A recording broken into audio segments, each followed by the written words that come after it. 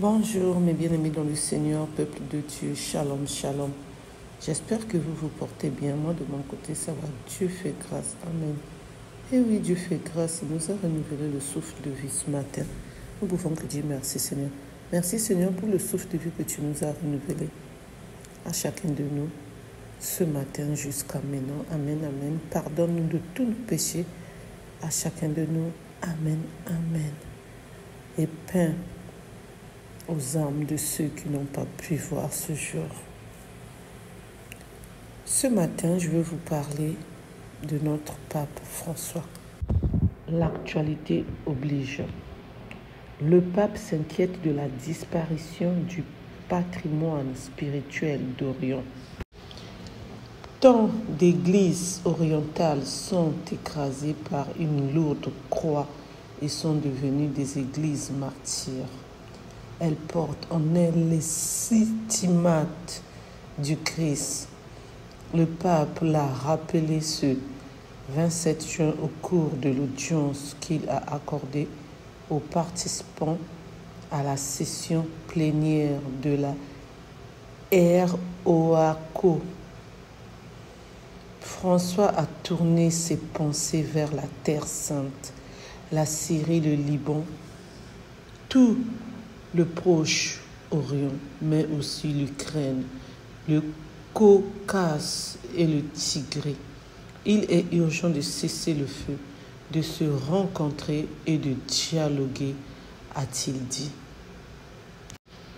Là même où vit une grande partie des catholiques orientaux, la barbarie de la guerre fait rage de manière odieuse. Une situation triste que déplore le Saint-Père. Le sang ne cesse de couler et le cœur sont meurtris en raison des conflits et guerres qui continuent d'endeuiller les familles. Les églises orientales ne sont pas épargnées, écrasées par une lourde croix. Elles sont devenues des églises martyrs. Pourtant en elles, le stigmate du Christ, c'est ce qu'a fait remarquer le pape. Avec les membres de la ROACO, réunion des œuvres d'aide aux églises orientales, au terme de la 90e assemblée plénière qui a eu lieu du 24 au 27 juin dans la salle de conférence de la Curie générale de la Compagnie de Jésus, la souffrance des communautés orientales. Comme la chair du Seigneur a été transpercée par les clous et la lance, tant de communautés orientales sont blessées et saignent à cause des conflits et des violences qu'elles subissent. Le pape s'est souvenu de quelques endroits où elles se trouvent, citant notamment la Terre Sainte et l'Ukraine, la Syrie, le Liban, tout le Proche-Orient, le Kazakh et le Tigré.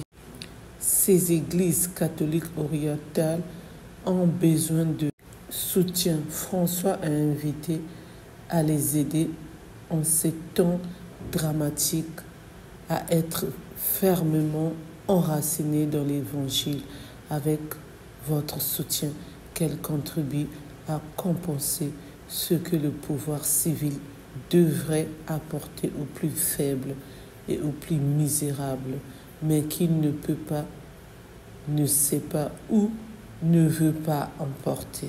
François exhorte à cesser toute escalade guerrière au Proche-Orient. Après la prière du Régina, le Saint-Père a lancé un appel sincère à ce que cesse la spirale de la violence au Proche-Orient après l'attaque de l'Iran. Réunissez non pas pour des discours et ses théories, non pas pour développer des analyses géopolitiques, mais pour trouver les meilleurs moyens de s'unir et d'alléger la souffrance de nos frères et sœurs orientaux. Ces derniers jours, les membres de ROACO ont réfléchi à la situation dramatique de la Terre Sainte, là où tout a commencé, là où les apôtres ont reçu le mandat d'aller dans le monde pour annoncer l'Évangile. Et aujourd'hui, le successeur de Pierre a de nouveau appelé tous les fidèles du monde entier sans à faire sentir leur proximité et à encourager les chrétiens là et dans tout le Proche-Orient à être plus forts que la tentation d'abandonner leur terre déchirée par les conflits. Migration de nombreux chrétiens d'Orient fuient les conflits ou émigrent à la recherche de travail et de meilleures conditions de vie. Certaines églises, en raison des migrations massives de ces dernières décennies, a noté le pape, ont la plupart de leurs fidèles qui vivent en dehors de leur territoire traditionnel, où l'assistance pastorale est souvent médiocre, en raison du manque de prêtres, d'installation et de connaissances adéquates. Et ceux qui ont déjà dû quitter leur patrie courant le risque de se retrouver également privés de leur identité religieuse. Et au fil des générations, le patrimoine spirituel de l'Orient, richesse incontournable pour l'ensemble de l'Église catholique, se perd, a-t-il déclaré le pape. L'Ukraine. En ce qui concerne l'Ukraine, tourmentée pour laquelle je prie et ne me lasse pas d'inviter à prier, François a souhaité que des lueurs de pain s'ouvrent pour cette chère population, que les prisonniers de guerre soient libérés et les enfants rapatriés. La situation humanitaire des personnes déplacées dans la région du Karabakh, j'espère que j'ai bien prononcé le mot, a été évoquée. Merci pour tout ce qui a été fait et sera fait pour aider ceux qui souffrent, a déclaré le Saint-Père aux membres de la ROYACO.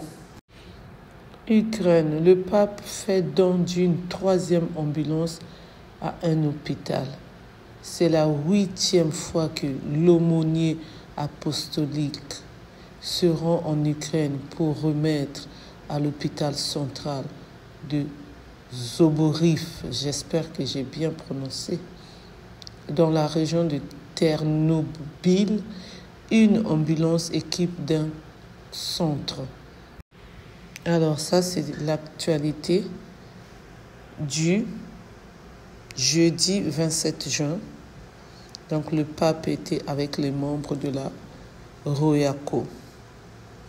C'est pourquoi j'ai voulu vous partager cette actualité-là, les news qui se sont passées au Vatican. Merci de m'avoir écouté, merci de m'avoir suivi. Pour ceux qui ne me connaissent pas, je suis la servante Firmine. Pour ceux qui ne se sont pas encore abonnés, je vous invite à vous abonner, à liker, à partager, à commenter s'il vous plaît. N'oubliez pas d'appuyer sur la cloche de notification pour recevoir les vidéos que je mettrai en ligne. Je compte sur vous s'il vous plaît, merci. Restons toujours en union de prière, restons toujours les enfants de notre Père et ayons un moment de lire l'Évangile et de rester toujours auprès de notre Dieu, parce que notre Dieu, il nous aime, notre Dieu, il est merveilleux et notre Dieu a toujours été là pour nous les enfants chrétiens, chrétiennes. Que notre Dieu puisse mettre la paix dans tous ces pays touchés en guerre, qui restaure tous ces pays, l'Ukraine, l'Iran, surtout la Syrie, l'Israël, Congo-Kinshasa au fond, Mali, je crois bien Nigeria au fond du Nigeria aussi, et d'autres pays que j'ai pas pu citer, et nos pays qui puissent aussi maintenir la paix, que rien ne puisse nous arriver. Que la paix puisse régner parce que nous refusons, en tout cas moi je refuse la 3e guerre mondiale, nous refusons la 3e guerre mondiale, que notre Dieu puisse venir à notre aide Nous demandons au secours à notre Dieu pour la paix dans le monde entier, la paix dans son monde qu'il a créé pour nous. Et il a envoyé son Fils unique venir nous délivrer, nous les pécheurs. Donc c'est pour cela que nous ne voulons plus que la guerre puisse arriver dans nos pays. Amen, amen. Restons toujours en union de prière. Prions toujours pour ceux qui sont dans la tristesse, dans la peine, dans ces pays-là, qui ne savent pas où dormir, quoi manger, où s'abriter, sans oublier les enfants. C'est dur déjà pour les parents, ainsi que les enfants, c'est encore plus dur. Donc c'est pour cela, restons unis dans la prière, pour que Dieu puisse nous faire grâce, pour que Dieu puisse pardonner tous nos péchés. C'est ce qui fait que la guerre puisse arriver. Parce que Dieu, normalement, si ça tenait que de lui, la guerre n'allait pas arriver. Mais les hommes politiques, les politiciens, toutes ces personnes-là qui aiment toujours la richesse, qui sont derrière la richesse, qui courent tout le temps derrière la richesse, c'est eux qui nous ramènent la guerre dans nos pays. Seigneur, prends pitié. Seigneur, prends pitié. Seigneur, prends pitié. Fais des miracles pour que ces pays-là puissent cesser le feu concernant la guerre. Restaure ces pays, mets la paix, touche les cœurs des présidents, touche les cœurs des politiciens, touche les cœurs de ceux qui veulent seulement la richesse, qui oublient qu'un jour on va mourir, au lieu de chercher le royaume des cieux. Amen, amen. Merci Seigneur pour tout ce que tu as fait, pour tout ce que tu feras encore. Amen, amen. Gloire et la louange te revient. Amen, amen.